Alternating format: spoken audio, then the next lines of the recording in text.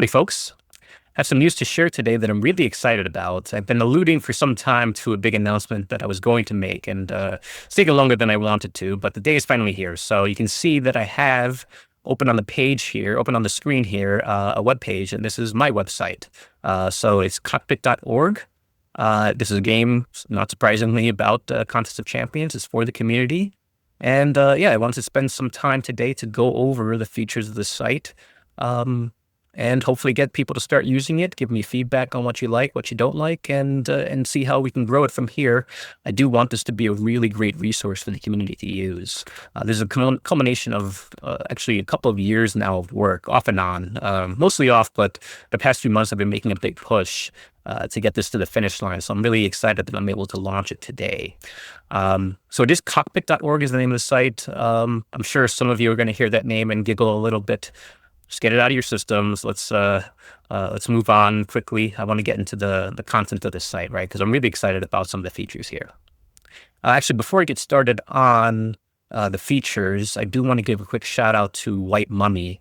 He was gracious enough to do some artwork for me. So this animation that you see on the homepage here, as well as the site logo, he did the artwork for both. So really pleased with that, how it turned out. I think it looks amazing. He's done a lot of great artwork for various people in the community for years and years, right? So again, just really happy and proud that he was able to do the same for me. I think it turned out great, and just wanted to thank him here publicly.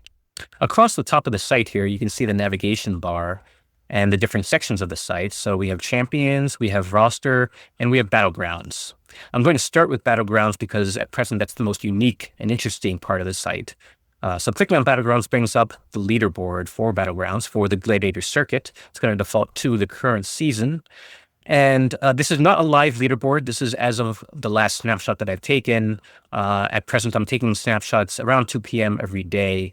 I can speed up the frequency of that if people want. But as of 2 p.m. today in my time zone, we see that Nevermind is in first place, followed by Palu, Canary, Kaus. I can browse to the rest of the top 250 ranks by default, or I can jump to any part of the table. So let's say that for some reason I want to see what the scores are like around ranked. Let's make that rank that actually exists, 3,500. I could do that. More usefully, if I want to see the rank associated with a given cutoff, so let's say it's not going to show on the stream, but I'm taking from a drop-down Mysterium 3 here, and so that equates out to rank 1,000, so I can see that 205 points is what's needed at present to get into Mysterium 3. So if I go back to top rank, and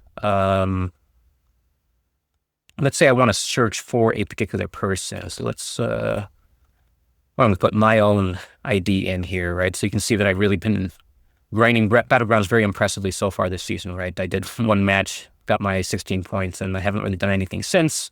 Been focused on this site. But I can search for anybody that I like. One thing to note about the player search, let me go back to the default, right? So actually this very first person here, Nevermind, you can see that they include some fancy, I guess I'll call it characters in their name, which would ordinarily make it hard to search for them, but I actually have a lot of mappings in place that let you just type in the regular English characters for Nevermind, and it'll be able to find that person, right? And it should work for a lot of people. For example, if I were to search for Trap, I'd be able to find him. Even though he also uses fancy characters in his actual in-game game. I can also filter by alliance, so if I wanted to see how all the different people in my alliance are doing, be able to snoop on them that way. So let's clear that back out and go back to the default view, because I mentioned before that the names are clickable. So let's see what happens when I click on a particular name, and I can see more detail about that person's historical performance in this game mode. So at the top of this particular player stats screen, it's going to show for the current season a chart and table of how they've been doing so far. And so this particular person obviously has been doing very well. They were number 2 right from the get-go, and that actually managed to improve on that number 2 standing, right? If I scroll down further, I can see going back to season 20, that's when I started collecting Battlegrounds information. You can see the season end ranks that someone has been able to achieve. So again, this person, Nevermind, you can see that earlier on in this range, they weren't really pushing Battlegrounds too hard, but they really started focusing and did some C6 and then started being regular C5. And in the past couple of seasons, very impressive finishes. So kudos to them for that improvement. And then finally, going back to the standings, the last link that I didn't go over, I did previously go to a specific cutoff rank, right, for Mysterium 3. But if I want to see just how cutoffs are doing in general, I can click this link and it takes me to the cutoff tracker, where I'm going to see, again, a chart in the table showing all the data points that I've collected so far for the cutoff scores for these various ranks. By default, it's going to be C5, C6, Mysterium 3, Quantum 3, Arcane 4. But one thing interesting is that in addition to the actual data that's been collected, it's also going to project forward for the end of the season where the cutoff's going to end up. Now, it's a very simple extrapolation at this point, which is not going to be accurate, especially since we're still so early in the season. But as I get more data, I'll improve that algorithm so that I come up with a better projection. So again, by default, it's going to be those ranks that I mentioned, but you can select different ranks if you like. If I wanted to clear this out and say, you know what, I'm more interested in Gamma 4 and Root 3, or let's say Root 2. Let's select the rank where people have actually achieved so far. So I'll be able to close that out and see the data for just those 2 ranks. Or I could select all of them if I wanted to, but that's probably a little bit too confusing. Okay, so let's move on to the champions section. So it's going to show you a list, a grid here of all the champions in game, all the playable champions. So you'd be able to scroll through that list. I have this this alphabet on the right side here, so you can quickly jump to a particular champion if you want to say, I want to know about Killmonger, right? So you can just click K, quickly go to the Ks and find Killmonger. There's also filtering here. So if I wanted to see, okay, skill champs that are available in Rarity 7 and that, I don't know, have the assault tag, right? Just the same kind of filtering that you can have in game. You can do all that. If you have a particular champion you want to zoom in on, click on them, and you can bring up the kit description for that champion. You can play around with the different ranks here. So if I want to see let's choose something achievable for a rank 2 and SIG 200. Be able to see the stats associated with that, both in the kit as well as this table here showing the different base stats, including prestige for that champion. If we scroll down, one of the things that I also have, just in time for Kabam retiring it, I do have reproduced here the Kabam champion attributes ratings. So since they're going away, I'll have to figure out something to replace those.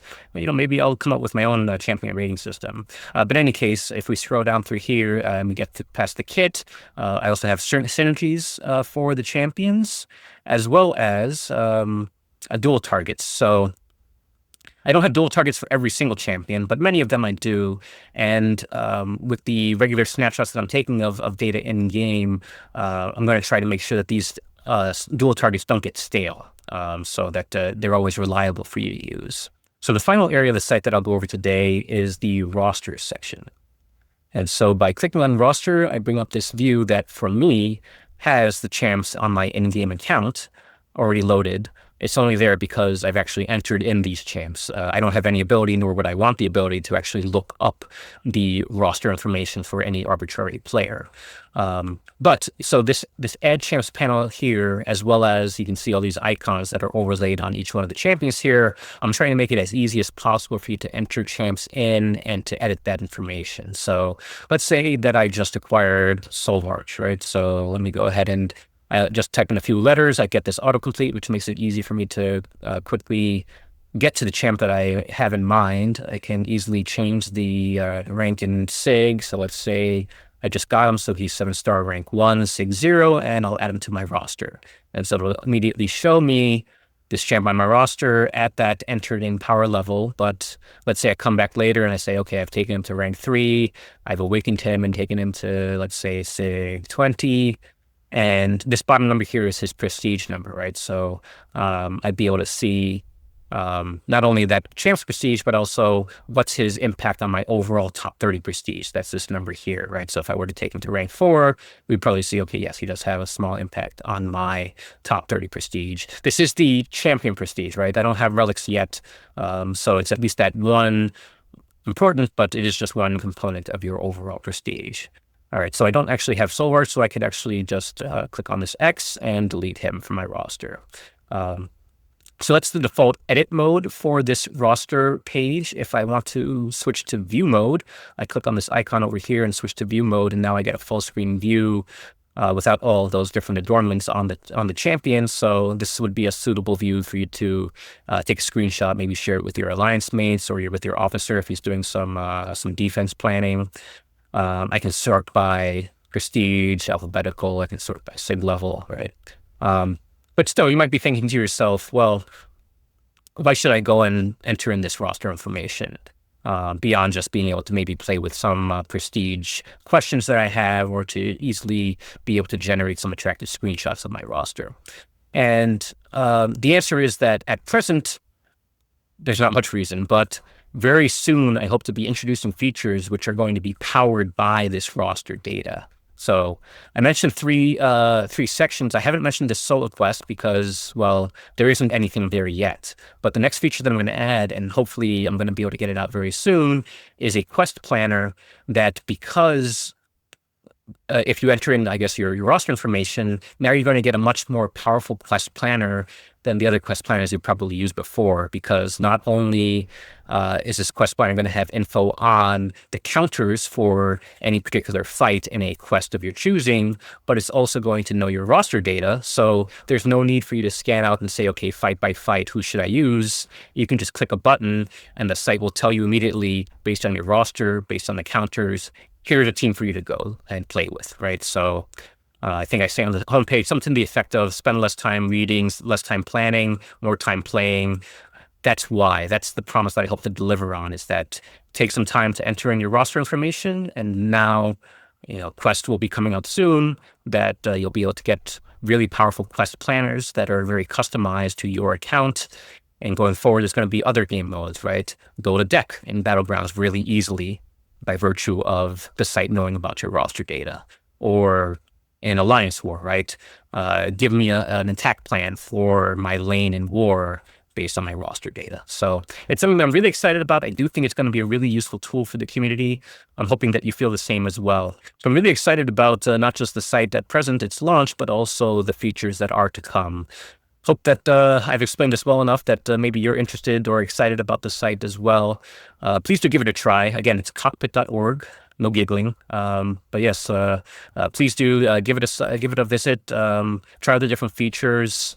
You can leave me a comment on this video if you have any feedback for me on this site. Eventually, I will add a feedback link on the site as well to make it really easy for me to get that kind of info from all of you in the future. But that's going to do it for now.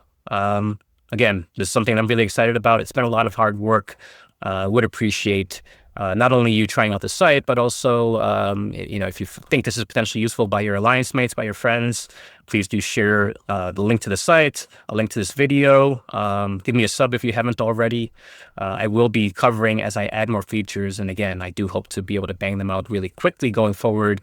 As I introduce new features, I will announce them on YouTube, on this channel, right? So keep an eye out for that.